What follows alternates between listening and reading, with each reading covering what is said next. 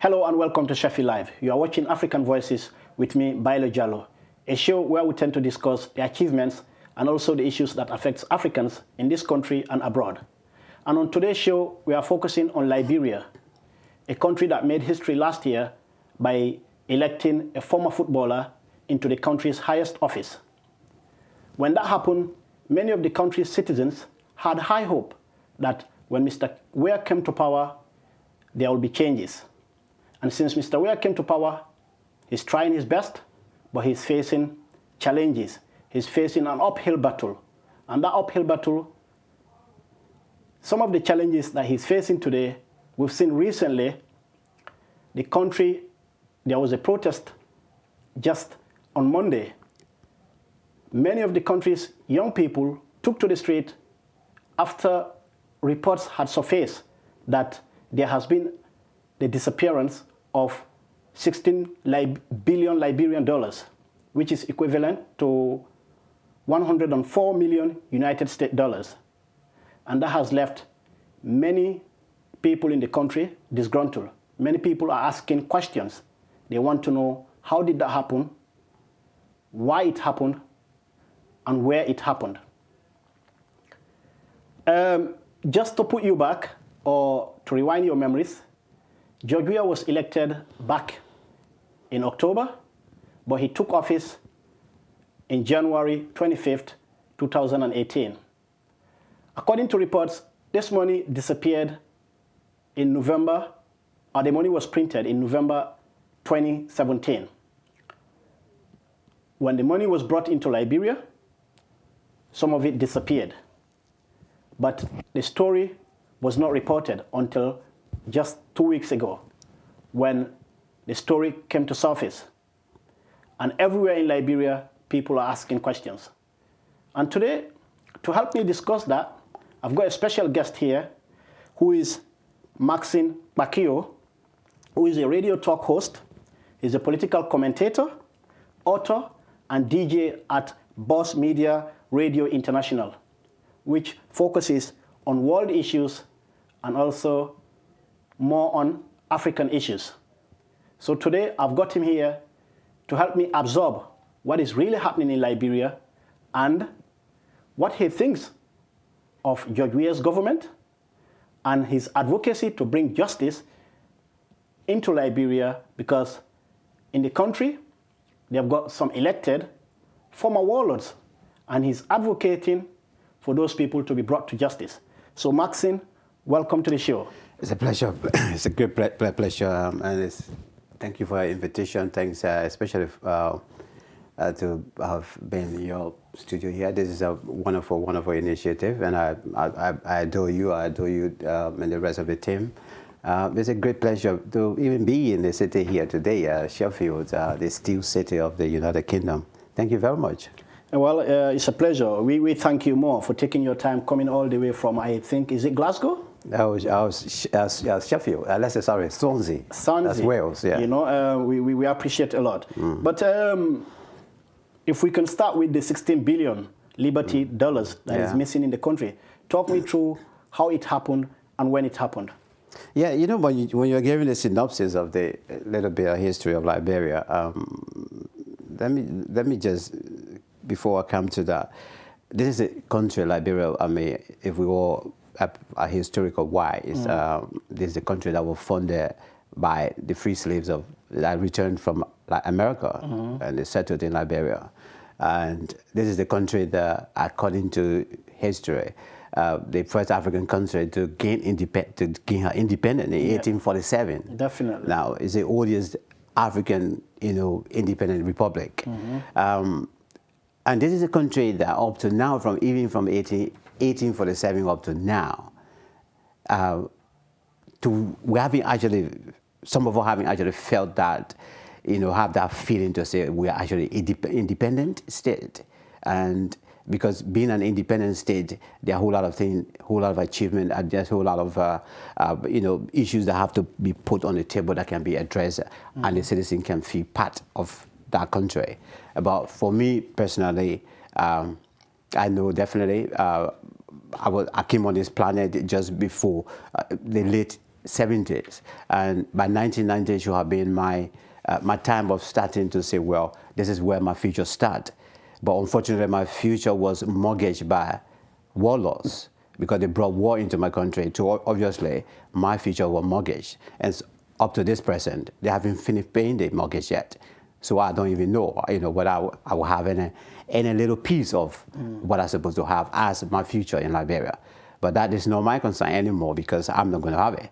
My concern now is that child that was born this morning, this afternoon, that child that is about to just see the planet from that town in Liberia, from that village in Liberia.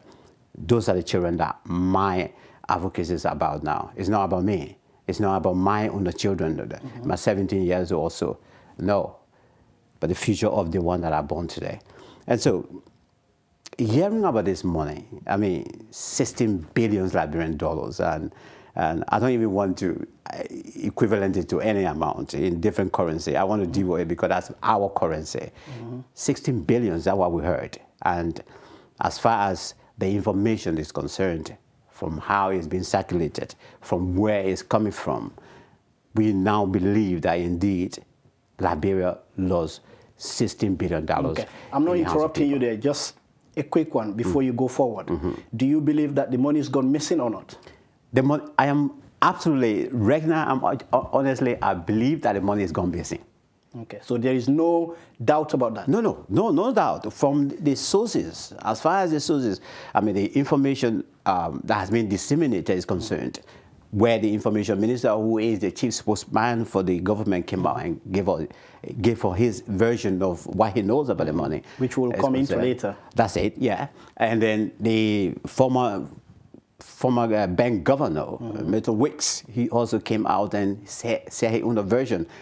Now, we know that we're drawing the line. The current finance minister also did an input that we say, okay, so something is wrong. The former president spoke about the money.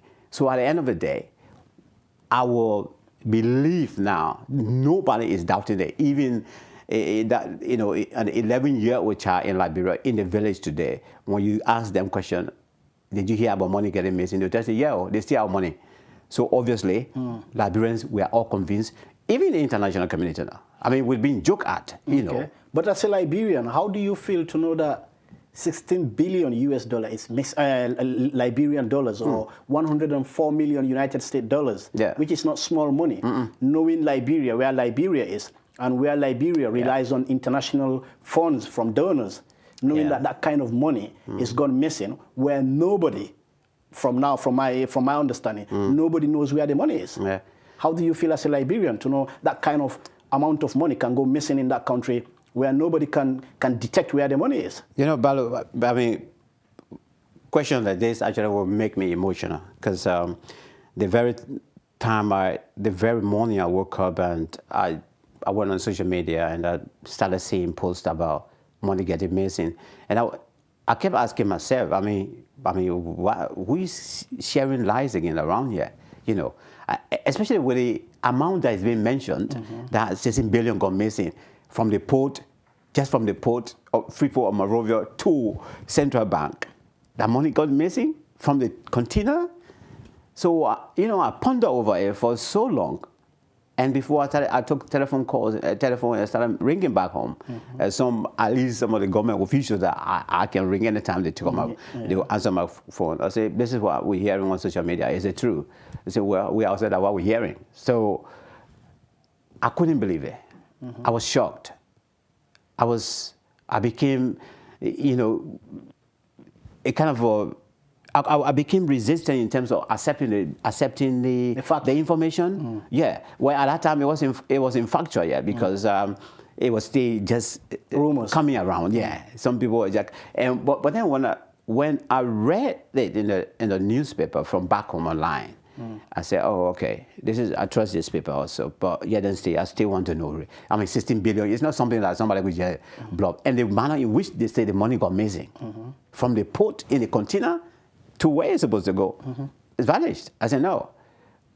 Tell the journalist who reported the story, he had a press conference, and he came out to say, well, have been haunted, and because I brought this story to light. Wow. So there where I say, okay, so this is true now.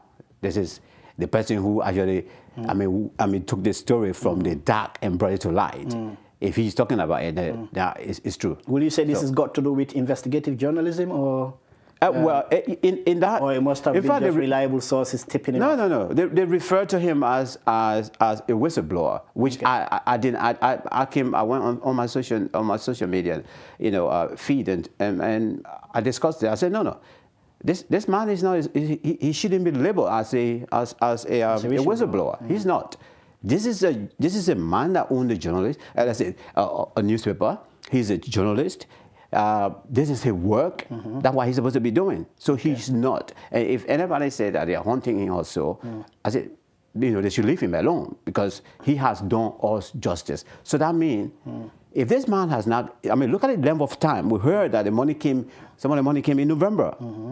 Last year. So yeah, some of the money came in April. One thing. So from that time up to this present, we're talking about August, September here. And somebody is telling me that, something that they've been going on in the country and nobody know. And only this one person bringing this story up. Okay. So this is actually, but to me, on the bottom line, to answer your question, up to this time, I'm feeling angry. I'm feeling frustrated. I'm feeling so much in a way that the children's future is at risk. So what would you say has been the government's response to this? President Weah, we know currently he's at the United Nations in America. Yeah. Tonight, he might be having his own speech. So what has been his response so far? We have a government that we've been having so many, up to this present, we have so many spokespersons for the government. And this is why, besides I've been saying it, and I will keep saying it, let them hear it. This is a government that too many people have responsibility in terms of who's supposed to be speaking for the government. Okay. So even the president, we expected the president, perhaps, to be the first person to speak on the issue. But the president didn't speak to us. He didn't address it. The day he was leaving the country, perhaps, in fact, he did a pre-recorder while he was in flight and before they play on the radio. We put a team together. This morning we make sure that the case is investigated also. But the information was a kind of just floating around from just any government official to another. This one will come and say one thing, another person will come and say another thing. And they got all confused as to who is actually talking the truth. Okay. Because if the chief spokesman of the party, let's say of the government, we know that the information minister is the mouthpiece of the government, of any government. When they speak, it's the government that's speaking. But if they can come out on that kind of an issue, burning issue, and give us information, and then the finance minister who's supposed to be involved, this is money business. Just to clear there, let me just, according to the Voice of America, or VOA, the information minister that you are talking about, I just want to make sure our audience know what the information minister had said. Last Tuesday, according to the VOA, it says, Liberian information minister Nagbe told Voice of America that there were no records of the containers being collected. But I understand since then, there has been another version. Well, yeah, that story has changed a long time because when he said it, the former bank governor, Milton Weeks, he came out and said, no, money came in the country. As far as our record is concerned, money came. And somebody supposed to have looked after it. Deliver the money, to look after it. So as far as we know, money came. I was there as the central bank governor. Okay. And then the current finance minister also came out and said, oh yeah, we have knowledge also. So there where he said, okay, the information minister said, well, but then, the way things are going, let me resign. And then he's saying a letter of resignation to the president, but the president refused. So does this make it a bit difficult for the government, knowing that, looking at the date, the money came last year in November, which President Weah can argue at that time I was not in office, which you and I know he was not in office. But then you know, there has been the first round of the election, and the second round happened in December, and he took over in January. So the first batch of the money came in November, and the other part of the money came 3 months ago, in April. So where do you think the government is here? Because you might say put blame on them, but knowing that there was a transitional process going on. We know that, You know, where will you cast the blame? No, I agree with you. The transitional body was already put aside somewhere around October or September, okay? And this body as well did not just, the former president didn't just pick people from any side, okay? Let's say, in the know of those guys that was running, they set up the transitional government. So even there are people who were on that transitional team who are from the CDC government, which is the Coalition for Democracy. Yeah, but I believe George Weah brought his own cabinet. So, yeah, he brought his own cabinet. But what I'm saying, to pave the way for the government to come in, they had a transitional team. Definitely. And the transitional team was not only comprising of people from the former government, but also from the elected government. So obviously, whatever was happening in the country at the time, because transitional is not just about just hanging power. You're talking about security. You're talking about the whole state affairs and things. The whole system. Yeah. And then everything. Everything is in the hand of them because this person that's going have to say, this is what I'm leaving in your hand. The person that coming have to know what is happening, who doing this and who doing that also. So this money coming in the country, for me personally, this current president knew about this money coming in. Okay. The team knew about this money coming in. Okay. If this money came in and the former let's say president didn't open this money and left it for this government, obviously it was already in their hand. Okay. So that brings me to the next question. Yeah. So as a Liberian, and with your experience of Liberia or Africa in general, you know, you looking at African politics. Yeah. What do you think is going to happen? We've had the president said he's commissioned a team that is going to look after the situation, or that is going to inquire to find out what really happened. Yeah. And from there, he will address the nation. So from your experience of Liberia, do you think the government is handling the issue the way it should be handled? And do you think there will be an action, a robust action taken for this money? Now, the terminology robust is where I will have a problem with. In terms of how I wanted it to be first, it was done later, which is to set up the commission, an inquiry team. I don't know who all on the board, but that's supposed to be done anyway. If for any reason that perhaps we the Liberian people will not be satisfied tomorrow, perhaps we'll ask the government to call an external, call for external help to come and help us to actually investigate. But as far as who was speaking and what they spoke about is concerned, that's been dealt with. My quest now is to give the chance to the team that have been set. If they are commissioned, if they will take off, let them do the investigation to the best of their ability. Do you have faith in them? Do you have faith in them? But this is what I'm saying. I don't even know them individually. I haven't even heard the names. Well, you are Liberian, and you are a Liberian commentator. You got lots of followers. You've got sources in the government. I know, but what I'm saying, this such a body. To be honest, I agree with the terminology used. It's supposed to be a robust body. It's supposed to be people that, first of all, are patriotic, that have the country at heart, that will have the feeling like any other person, like how the young people. How the Liberian people got out yesterday in the street.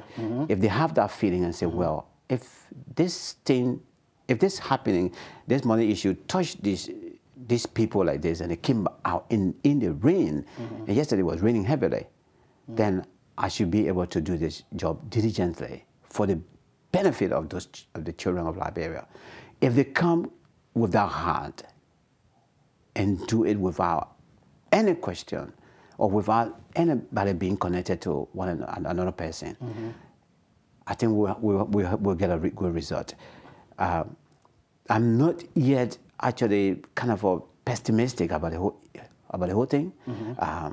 That's why I'm still holding somehow. I'm still holding some of my thought back and think in terms of running judgment or whatsoever. I like to deal with the situation cautiously sometimes, because if I grab it and I know it is time for me to really, really deal with it, I will deal with it because I'll have all the evidence or whatsoever. Okay. But I will give the team the chance. The blunder has been made in terms of, in fact, the length of time this money took to come to light. Okay. So even up to now, I still asking, so had it not been this journalist, and we're going up to December, still I mean, nobody going to know about this money. Definitely. That's why the journalists are needed in the country, I guess. But anyway, we've got less than 2 minutes before we go for a short break. But I'll just ask you a quick question before we go for the break. In terms of this money that is gone missing, in your opinion, do you think this is going to reduce the popularity of George Weah in Liberia or his government? Well, even if I was the president, definitely I would get worried, because this is me being a leader and something like this happening. It concerns everybody, not even Liberian in Liberia, but in the diaspora, and even the international community that will go to sometime and beg for help. They will get concerned. So as a president, you will get concerned. Indeed, I mean, Mr. President, just President, we have all right to not even have a good sleep with this kind of a news.